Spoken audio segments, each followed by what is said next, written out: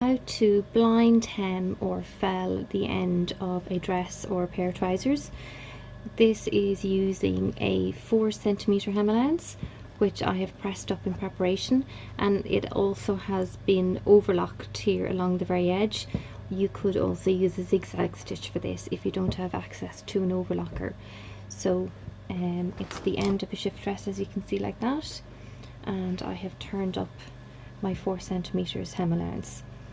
Generally, I always start off at the seam where I can, because it allows me to hide my thread just that little bit easier.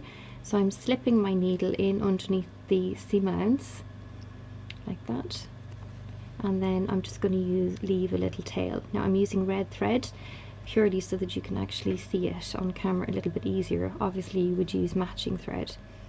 So I'm going to just take a little back tack at the beginning just to secure my thread. So 2 little stitches on top of each other like that. Okay.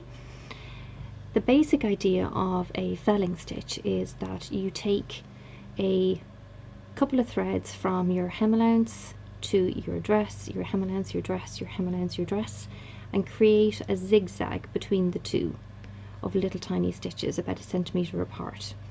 So I like to start off using my seam allowance here. Again, it's kind of like a little cheats way of not having to worry about the thread coming through onto the right side. So I'm literally taking a couple of threads on my needle, as you can see, and I'm leaving about 1 centimeter of a stitch.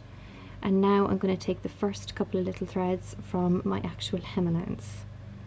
Okay, and then I'm trying to make sure that you can see this okay. I zigzag down onto my actual dress, and I'm taking literally about a thread, and then back up onto the actual hem allowance,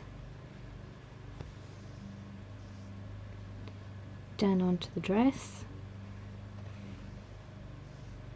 back up onto the hem allowance. And as you can see, I fold the edge of the hem allowance back because I'm taking my thread from the inside of the hem, basically, so that when you flip over the hem you don't even see the stitching on the inside of the dress.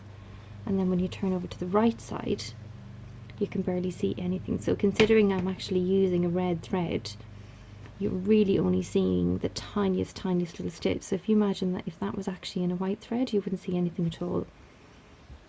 Okay, so just to recap what I'm doing again, so you literally flip the edge of your hem allowance back, okay, little tiny stitch from the actual dress, move on about 1 centimeter and take a stitch from the hem allowance, back down to the dress, back up to the hem allowance, and in effect you create a bit of a zigzag between the two.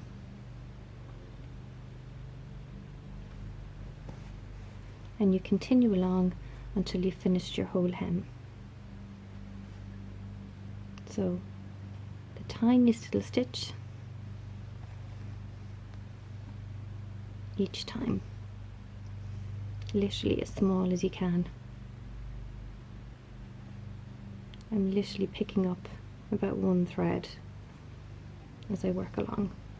If you have to finish your thread off mid-seam, if you run out, what you can do is little back tack on the hem allowance, because you won't really see that there. So you can even, I always like to do 2 just to be on the safe side, and then you can run your thread inside and hide the tail in there, and then trim it off. So as I say, even in red you can really hardly see anything.